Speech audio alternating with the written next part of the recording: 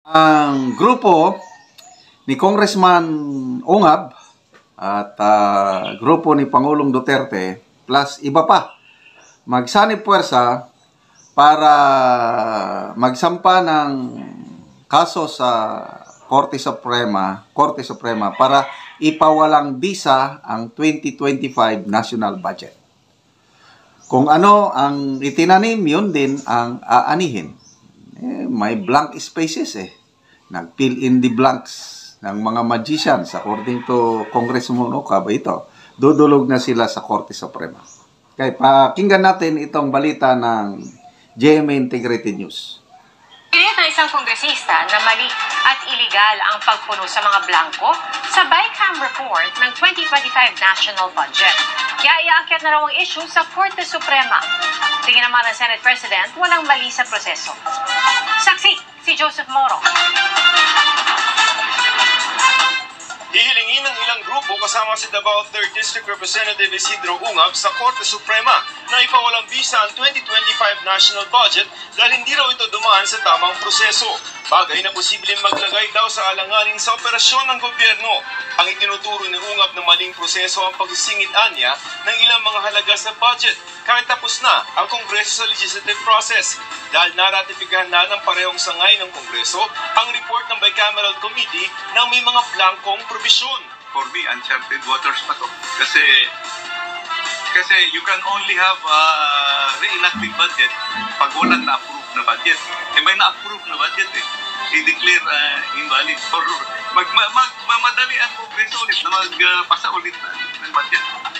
It's possible, no? Kasi an error in legislation can be corrected only with another legislation. Itinanggi na ng Pangulo na blanco ang pinirmahan niyang General Appropriations Act. Ito na yung batas na nagsasaad ng budget ng gobyerno para sa taong ito.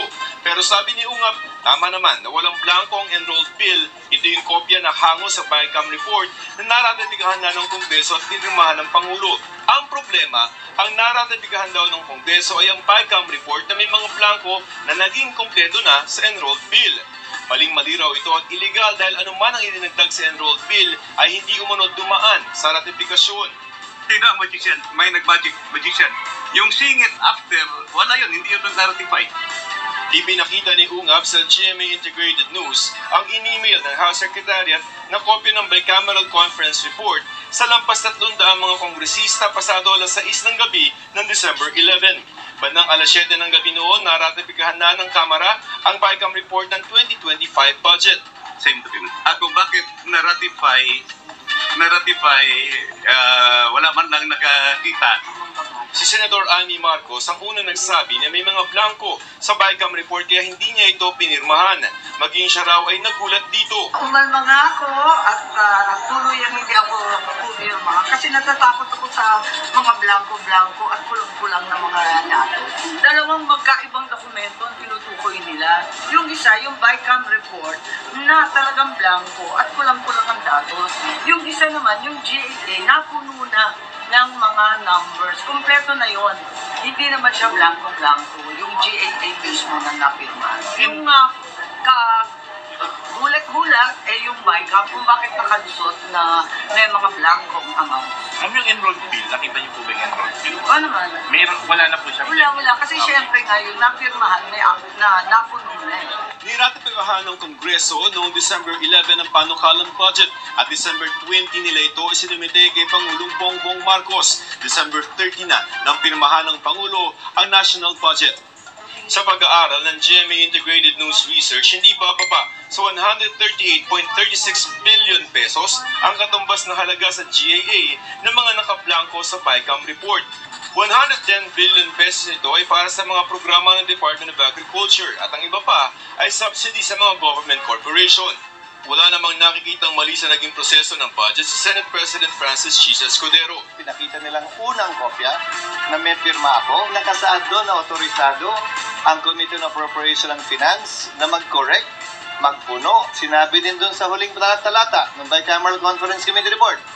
Kapag may pagkakaiba ang GAA sa Bicameral Conference Committee report, ang masusunod ay ang GAA, ang enrolled bill ng GAA, ayon sa Korte Suprema natin.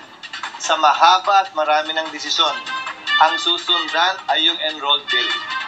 Yung pinirmahang bersyon ng batas ng Pangulo, ng leader ng Kamara at ng Senado at ng Secretary General ng dalawang Kamara. Yun ang mag-govern. Ngayon, kung may kulang doon, tama lamang na ito'y ma-question. Or, pag may nirelease dahil pinilin na blanks yun pagkatapos, tama lamang na hindi i-release yun at hindi payagan i-release yun. Alam naman yan nung kongresistang nagre-reklamo at nagsasaad ng mga punto niya kaugnay sa bagay na ito.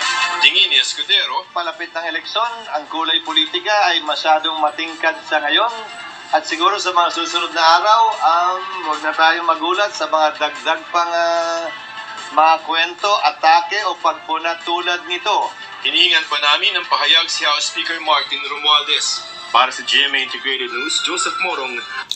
Okay, so, ayan. Magandang development yan dahil idudulog na sa Korte Suprema. So, sana ma-aksyonan naman kagad ito ng Korte Suprema. Kasi kung hindi naman a-aksyonan ng Korte Suprema, wala rin. Tuloy pa rin ang invalid bill according to President Rodrigo Roa Duterte. So, ako as an ordinary citizen is parang nakakaduda bakit may blanco. Tapos sino yung nag-fill in the blanks? So good move ito yung gagawin ni Congressman Ungab at ng mga kasama niya na idulog na lang sa Korte Suprema. So hintayin natin ang reaksyon. Sana aksyonan kaagad ng Korte Suprema.